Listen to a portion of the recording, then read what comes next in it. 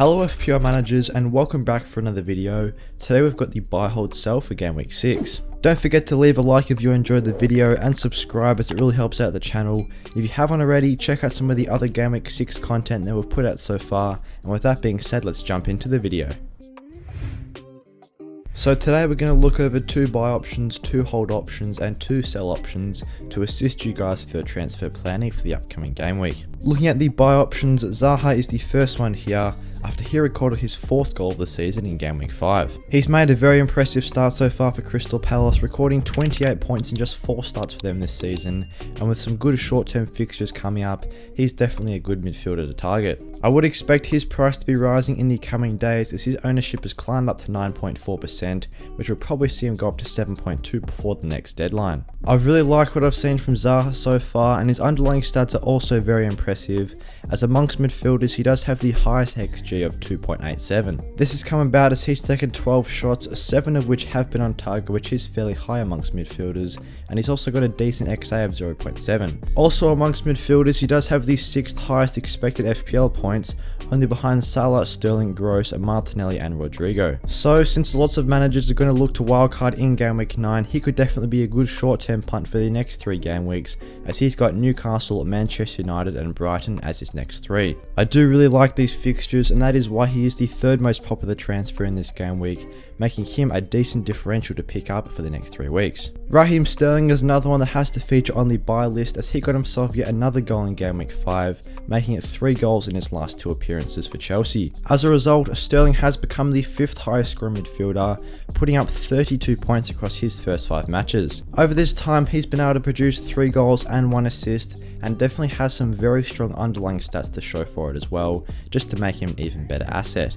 Amongst all players in FPL, he has the 4th highest expected FPL points with 33.14 and the 2nd highest expected FPL points amongst midfielders, only behind Mo Salah. His XG of 2.65 does rank 6th amongst all players in FPL so far, and he's also chipped in with a very solid XA of 1.35. This stat also ranks 6th amongst all players in FPL over the first 5 game weeks, so definitely one offering good goal and assist potential. Chelsea also have an excellent extended run of fixtures for Sterling to continue his good form, as in his next 2 he faces West Ham and Fulham, followed up by Liverpool in game week 8, which is a bit difficult, but then after that his next 4 matches all have an FDI rating of 2. So with an 8.1% ownership currently, if you could get him into the team, I would expect his price to rise fairly dramatically over the coming game weeks, as I would expect him to continue to score heavily. Also, as a lot of managers are wildcarding in game week 9, I would expect him to be one of the more popular picks in the wildcard drafts, so you could potentially hop on him now to capitalize on his price rises.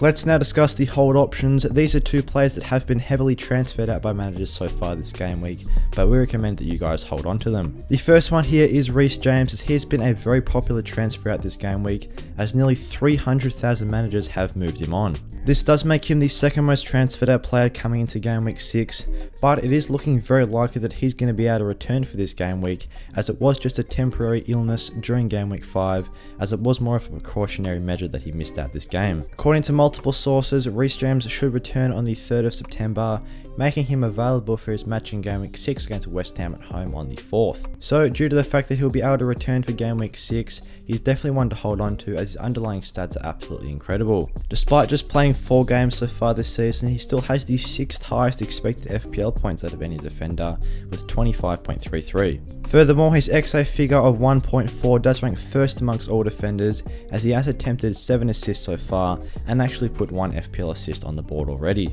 Furthermore, he's offering very good goal threat with a 0.57 XG, which is a figure that does rank 6th amongst all defenders as well, as his 7 shots does rank towards the top amongst players at the back, 2 of which have been on target, and he's also recorded 1 goal on the season. Of course, as we touched on with Sterling, Chelsea have an incredible extended run of fixtures, as from game week 6 through 12, they only have 1 match with an FDI rating of over 3. So with West Ham, Fulham, Liverpool and Crystal Palace as their next 4 opponents, Reece James should be a player that's not going anywhere in the squads, as he's most likely returning for game week 6 and should score very well in his next 4. Ivan Toney is the other hold option, as he's another player that's been heavily transferred out this game week after blanking in game week 5. In fact, he's nearly seen 200,000 managers transfer him out, as he has frustrated his owners in the last 2 weeks, blanking in each of his last 2.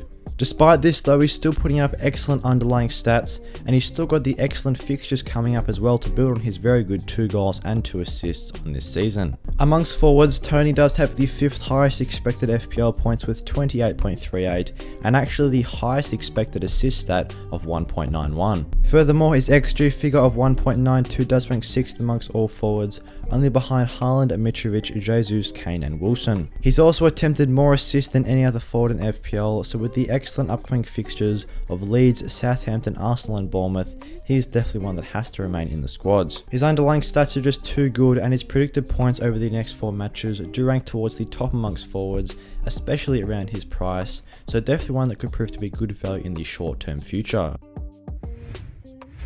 Progressing on to the sell picks, unsurprising to see Pedro Neto here, as he failed to produce returns once again in Game Week 5. Consequently, he's been heavily transferred out again by managers this game week, as his ownership has dropped as low as 7.2%. For this reason, I do think his price will continue to decrease, as he's already dropped £0.3 million down to 5.2, and with the difficult upcoming fixtures that Wolves have, I don't see him getting any more returns. He's only averaging 2.4 points per game with 0 goals and 0 assists so far, and his underlying stats haven't been too good, with an XG of just 0.58. That Wolves attack is not firing at all right now, with just 1 goal in their first 5 games, so with the difficult fixtures of Southampton, Liverpool, Manchester City and West Ham in their next 4, he is definitely one to move out now before his price continues to decrease. Heung-min Son is the other sell player on this list, as he's made a very poor start to the new Premier League season, and Tottenham's fixtures do take a slight turn in their next 4 game weeks. The Tottenham player has already decreased £0.2 million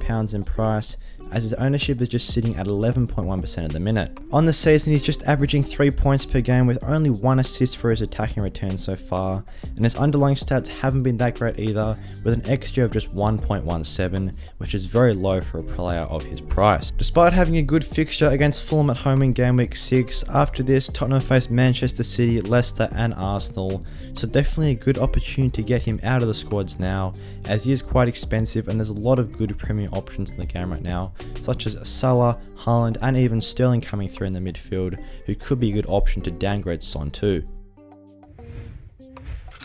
Thanks for watching today's video. If you guys want to become a channel member, then click the join button down below and get featured on the members board at the end of the videos, just like Philip Ash here. Also, don't forget to leave a like and subscribe to show support for the channel and click the notification bell. And with that being said, I'll see you guys in the next one.